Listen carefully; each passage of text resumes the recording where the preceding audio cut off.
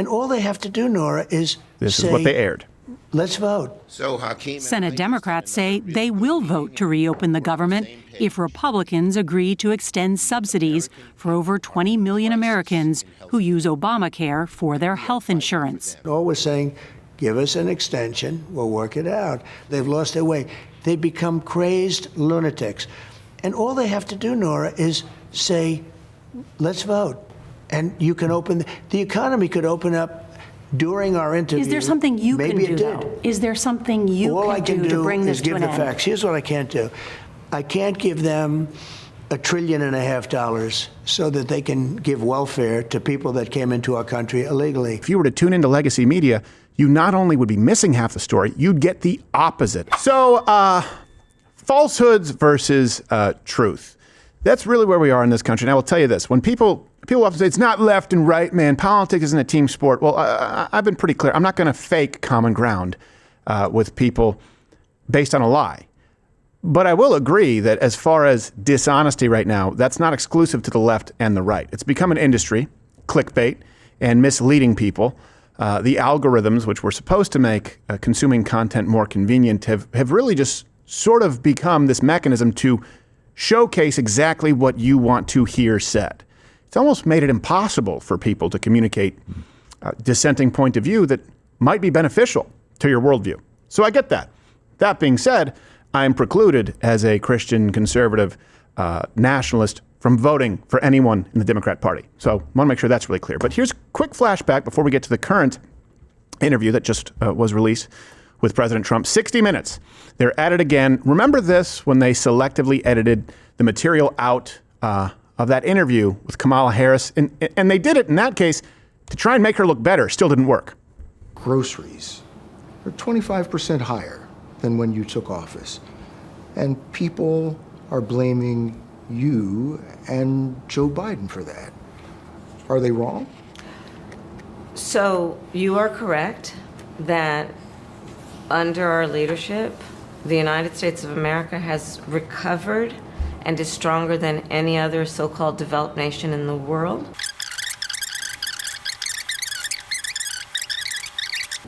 And to your point, prices are still too high. You have accused Donald Trump of using racist tropes when it comes to Haitian immigrants in Springfield, Ohio, when it comes to birtherism, when it comes to Charlottesville. In fact, you have called him a racist and divisive. Yet Donald Trump has the support of millions and millions of Americans. How do you explain that? So let's just break down what you just talked about and talk about it in the context of the words that Donald Trump has spoken and the actions he has taken. All right, okay, that's enough. We don't need to watch any more of her. She's yesterday's news. But you can go and watch the original segment. We'll make the link available in the description. They edited out a lot of doublespeak and a lot of stuff that made absolutely no sense. Now, this does matter because those who claim the mantle of journalism, you can't just take things out of context and present it as a whole truth. It's irresponsible at best. I prefer sausage. Come on, Gerald. I was your penis. Gerald, I'm trying to do a show here. Just let me touch on the poll really quickly. Gerald, are you done? It's been over 160 years, black people. Get over it and move on. Okay. We're going to have to Whoa. Yeah. That one's fair. I mean, we're going to need a Gerald cap to put him in the corner. My God, I know. It's enough. I can't believe he just said that. I cannot believe that you just said that. Everyone, you guys can let Gerald know that fake news. You expect better from him. AI. Well, let's... Wow, that's getting an Prove me. right there. Prove it isn't. Yeah. Okay. Prove it's not AI. There you go. That's proof. That's proof enough for me. He said it because there's an official admonishment. It's now a matter of record. Now, let's flash forward, right? We'll time travel to today, where 60 Minutes, as opposed to trying to make Kamala Harris look good, they edited this down to make President Trump look bad. And it's even worse than that. They edit out some, I wouldn't just say pivotal context. I think they edit out, in some of these, the most important context. And it actually answers some questions as to the political divide, where people go, well, why do people believe this? Half the country, and half the country believe that. Like, these are diametrically opposed. It's because if you were to tune into legacy media, you not only would be missing half the story, you'd get the opposite of it. So here's the first clip. They omitted President Trump talking about the Democrats in relation to the shutdown. The entire reason for the shutdown right now, the standoff, is the left wants to give benefits, right, over $1 trillion, if you add it up, in benefits to illegal aliens. They specifically excluded that here. And all we're saying, give us an extension, we'll work it out. They've lost their way. They become crazed lunatics. And all they have to do, Nora, is This say, is what they aired. let's vote. Senate Democrats say they will vote to reopen the government if Republicans agree to extend subsidies for over 20 million Americans who use Obamacare for their health insurance. All we're saying, give us an extension, we'll work it out. They've lost their way. They become crazed lunatics. And all they have to do, Nora, is say, let's vote. And you can open, the economy could open up during our interview. Is there something you can Maybe do, it did. though? Is there something you All I can do to bring this is to give an the end? facts. Here's what I can't do. I can't give them $1.5 trillion so that they can give welfare to people that came into our country illegally, so that prisoners and that people from mental institutions and people that are drug dealers get vast amounts of money for health care. That I can't do. Wow. I understand, and there are some examples in this interview where they just omitted some portion of the interview. They have to edit it down for time. I get that. But in some cases, you get it. You go, okay, maybe this subject repeated themselves, or maybe it wasn't relevant to the question asked. In this case, Donald Trump is listing the reason for the shutdown. And by the way, that reflects popular opinion now, in spite of the legacy media, not because of the legacy media, where they blame the Democrats for it. But you do have people in this country who go, we've shut down the government because of Republicans, because of Donald Trump. They want to shut this down. Mm-hmm. They don't know about this at all. You wonder why you have two different Americas? Well, maybe look to legacy journalism and you have an answer. Now, people may disagree with it. There may be people in this country who hear that and go, well, you know what? I do think that illegal aliens should still be eligible for SNAP, Social Security, insert program here. Then we can have a conversation on honest ground. But a lot of people don't even know this. And let me ask you this question. You can comment below. Do you think that maybe 60 Minutes excluded that because they know it's a reasonable argument that would probably resonate with most people who watch it? I think so. Mm-hmm. And there's a lot of things that you can do to cut for time. I understand that. There are other parts of that. We have to cut videos for time sometimes. Sometimes we chop the middle because it doesn't really answer the question, and then they get to it. That was the whole answer. Right. The part that they left out. It's a sit down with the President of the United States during a very notable historic government shutdown over what? They edited out the what. Yes. The why. Mm-hmm. That's not a small thing. That's not an accident. Here's the next one. 60 Minutes deliberately omitted President Trump discussing the record reduction in record time as far as crime in these cities, thanks to his deploying, and by the way, rightfully so, the National Guard. So you're going to send the military into American cities? Well, if I wanted to, I could, if I wanted to use the Insurrection Act. The Insurrection Act has been used routinely by presidents, and if I needed it, that would mean I could bring in the Army, the Marines, I could bring in whoever I want. But I haven't chosen to use it. I hope you give me credit for that. So you're going to send the military into American cities? Well, if I wanted to, I could, if I wanted to use the Insurrection Act. The Insurrection Act has been used routinely by presidents, and if I needed it, that would mean I could bring in the Army, the Marines, I could bring in whoever I want. But I haven't chosen to use it. I hope you give me credit for that. One of the things I really have focused on is making Chicago great again, and we're just getting started in Chicago. But what we did in D.C., where we took D.C. from being so bad to so beautiful, such good, the restaurants are booming. You can't get into a restaurant. They were closing, and now they're all opening. You can't get a restaurant now. You can't get into a restaurant. But if you want to buy a restaurant or own a restaurant, you almost can't find it. I want to make this happen all over the country. I want it to be like that in New York, in L.A., in Chicago. I want to do it as much as can. You know, by the way, Memphis, we're there now. Memphis was a dangerous hellhole, 65% down in crime. And this is after 2 weeks. We can do it all over the place. It's turned out to be a new passion for me, making our city. I had no idea we could be that successful. I thought it would take a much longer period of time. Do you know, in Washington, in 12 days, it was really good. in 1 month, it was close to perfect. Now, would that be relevant? Because the argument started off, right? You have to understand this. The media their jumping off point is, how do we make sure that we blame Donald Trump? How do we make sure that we say his decision is wrong? So this conversation started with, hey, we don't think Donald Trump should send the National Guard. First they tried to argue it was unconstitutional, and then of course, it was decided that absolutely it's constitutional. It's like, this is wrong, right? And some people going, yeah, I think it's wrong. This is going to scare people, and it's going to be worse for the cities. Aren't the results relevant? If people want to re-examine their opinion, results are almost the most relevant determining factor, wouldn't they be?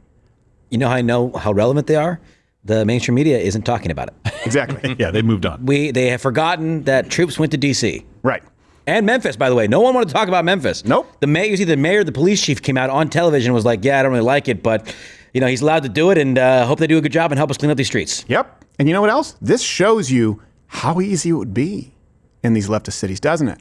They actually could get violence under control. I thought that was kind of proven after Giuliani, right, when we saw the reduction of crime in New York. But it has a multitude of examples. You're now looking basically at a meta study. Hey, we have sample sizes of several major cities. If people were aware of the reduction in crime consistently across cities, they would go, oh, turns out there's a better way to do this. Well then, who was doing it the less effective way? Of course, the left. So that's edited out. And you can tell me if I'm being unfair here. Check the link in the description. We always provide references, so you can examine it for yourself. Here's the next one. 60 Minutes deliberately omitted President Trump, not just recounting, but giving very specific examples as to the lawfare that was fabricated and used against him and his family. The left wants you to move on from the story and go, oh, he was indicted, he was impeached. Well, there's some relevant context. See what they missed.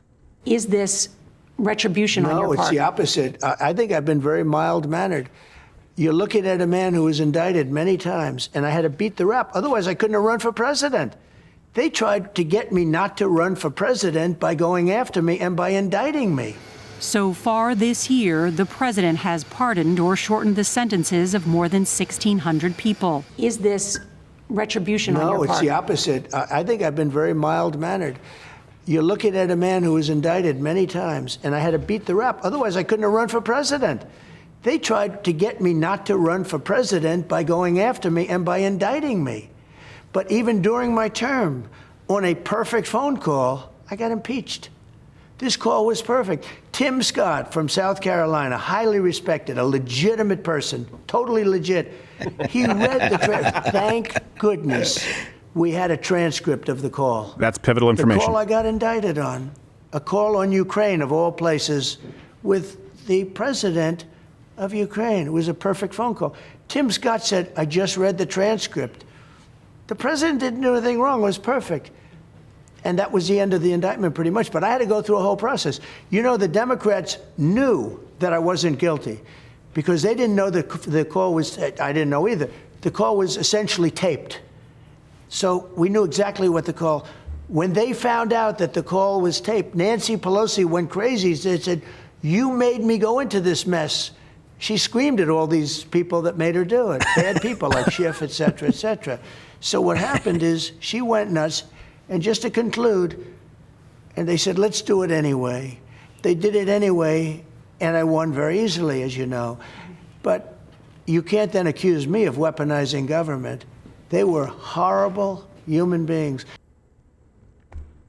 And this is relevant because the left, if they don't know, the viewer, by the way, those who are taking the position by default, they'll think this is the first president to issue pardons. They'll think this is the first, this is unprecedented. Yeah. He's a fascist.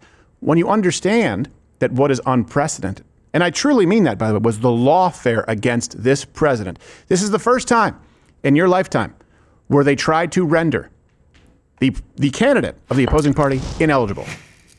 Legally, through bull crap lawfare, which we now know he's been vindicated on that. That's the first time that's ever happened. So if you're starting off, if your jumping off point as to what is unprecedented is incorrect, well, it makes it really easy to label someone a fascist. And it makes it really easy to label his voters or supporters as fascists. right? That's what they do. This is part of building their foundation, building their case. Okay, have we established now this is unprecedented? Wrong. Have we established now that he's a fascist? Wrong. That means that the people like Charlie Kirk out there are enabling a fascist. It's not that difficult of a line to draw. And the media does this all the time. Well, these guys got caught and had to pay a pretty hefty judgment, if I remember correctly, or a settlement for this. Why would they go and do this again to the guy? Yeah. Not just to somebody else, but like to the guy. I guess maybe he can't sue them because it's not in a political campaign and it would be like an illegal contribution or helping. But still, like, this is just ridiculous. Yeah. How much of a contribution would it be to edit favorably Kamala Harris? Right. This is what Massively.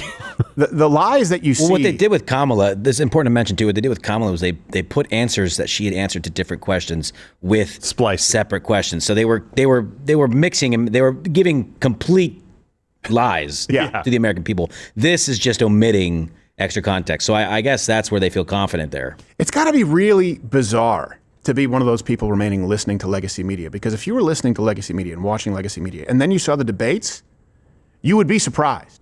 Yeah. Where you go, Kamala Harris must be having an off night.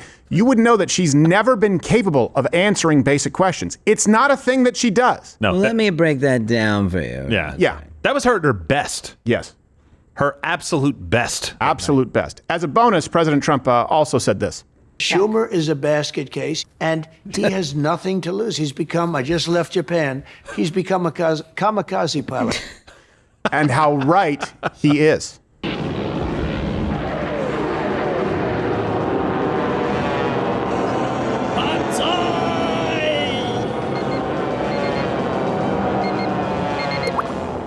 Yeah, you can see the inspiration. And to Media Matters or whatever nonprofit labeling this as the most inaccurate source in news, that was not meant to be hard news. I hope you're adults. Yeah. They're not. Who understand the difference. Oh, we actually got a time machine with a camera inside of a cockpit of a Zero pilot. Yes. Yeah. Yes, we did. Yeah, we had a time machine and we chose to use it for that. And Yes. Schumer was the only person not excluded due to his age for the military, for service in the Japanese imperialist army. Also not disqualified for his bad case of the round eye. Right, exactly. Now, in their defense, of course, CBS did make the entire interview available afterward online as premium content on Norah O'Donnell's OnlyFans. So yeah, look, they made it available eventually. Nice. Worst OnlyFans ever. I don't even understand this. It's one of those things where you say it's free, but I have to sign up. It's not free.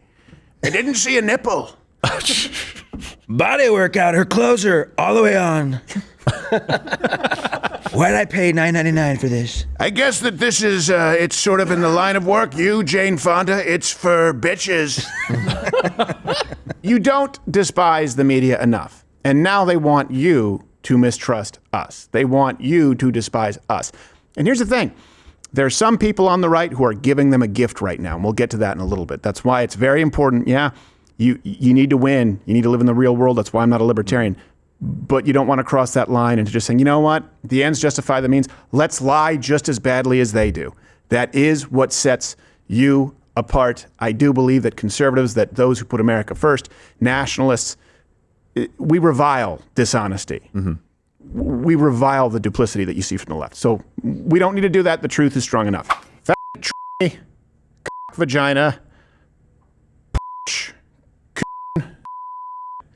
is exactly what I would say if I wasn't here on YouTube. So go and subscribe on Rumble. Same channel where free speech is actually alive and well. Or you can stay here and the